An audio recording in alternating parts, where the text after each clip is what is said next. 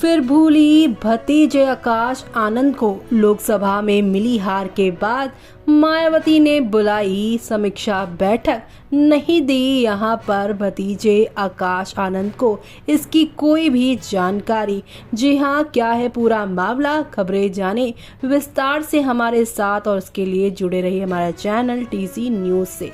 चलिए बताते हैं आपको कि आखिरकार क्या मामला है और क्यों आकाश आनंद को इस समीक्षा बैठक में नहीं बुलाया गया। लोकसभा चुनाव में बहुजन समाजवादी पार्टी की करारी हार यहाँ पर बहुत बड़ा मुद्दा बना हुआ है।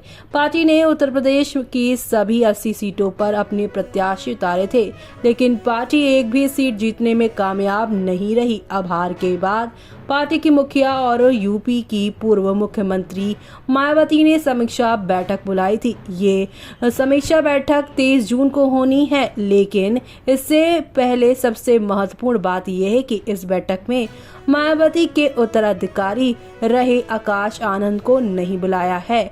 बसपा की लोकसभा चुनाव के बाद ये पहली बैठक की जा रही है।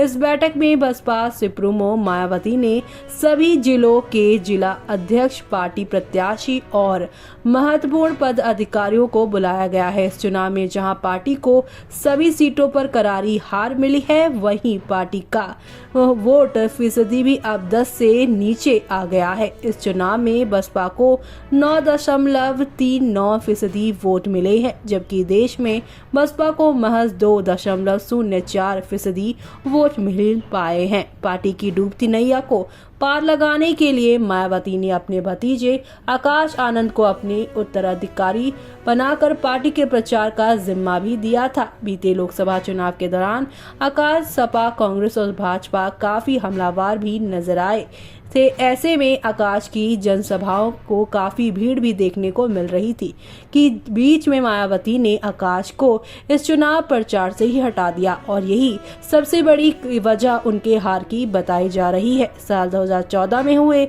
लोकसभा चुनाव से ही बसपा शुरू हुई है, जो इस चुनाव से भी देखने को मिला। 2014 के चुनाव में भी पार्टी एक भी सीट नहीं जीत पाई थी। इतना ही नहीं, 2017 में हुए यूपी विधानसभा चुनाव में बसपा को महज 19 सीटें मिली थी। हालांकि साल 2019 में हुए लोकसभा चुनाव में बसपा ने समाजवादी पार्टी के साथ मिलकर गठबंधन के तहत चुनाव भी लड़ा था।